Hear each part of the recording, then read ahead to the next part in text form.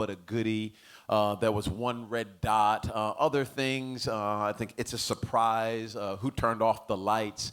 These are different sermon titles that we had, all from Colossians chapter number 1. And if you want to get caught up to speed with any of those, feel free to do it, because what we're going to do beginning this weekend is begin to dig back into this book of Colossians. But we're going to go to chapter number 2. And I'm hoping that after we're done, some of the mystery and even some of the fear that is sometimes connected with people as they approach the scriptures is a hunger and a thirst for God and his word, that we don't just need a preacher to be the one that inspires us to want to connect with God, but we have a hunger in and of ourselves to want to connect with God. You guys with?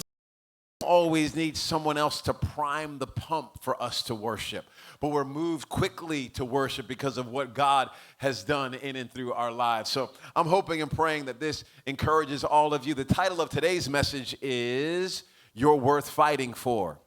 You're worth fighting for. Turn to your neighbor and say, you're worth fighting for. Tell him, you're worth fighting for. You're worth fighting for, despite what your ex says about you. You're worth fighting for, despite what your grades say about you. You're worth fighting for. I pray that gets branded on your heart today. I pray when you leave here today, you're thinking about this.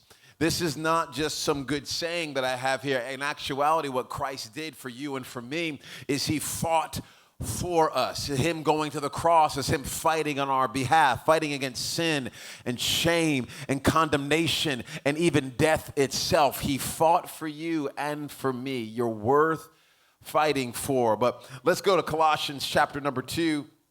We're going to begin reading in verse number 1. Colossians 2, verse number 1. It says, I want you to know how hard I am contending for you, fighting for you, and those at Laodicea, and for all who have not met me yet. Not met me yet personally. My goal is that they may be encouraged in heart and unified in love, so that they may have the full riches of complete understanding, in order that they may know the mystery of God, namely Christ, in whom are hidden all the treasures of wisdom and knowledge. I tell you this so that no one may deceive you with fine-sounding arguments. For though I'm absent from you in body, I am present with you in spirit, and delight to see how disciplined you are and how firm your faith in Christ is. The Bible is, one book. Everyone was moving to this part of the country, and I'm telling you, business is booming. People are going from middle class to upper middle class, from going from lower class to middle class. I mean, everyone was upwardly mobile. Things were going the right direction. And then the trade route shifted. Things adjusted.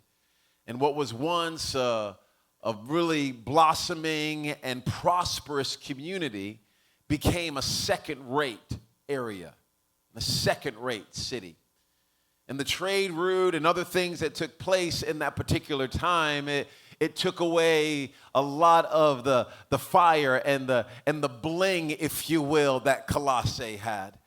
This might be similar to the guy who was a quarterback in high school and had the Letterman's jacket, and everyone's like, oh my goodness, you're the next whatever, and now they're the next beer belly, and they're thinking, man, I've had better days. There was a day that, you were at the top of your class, but life you, and now you're looking at your life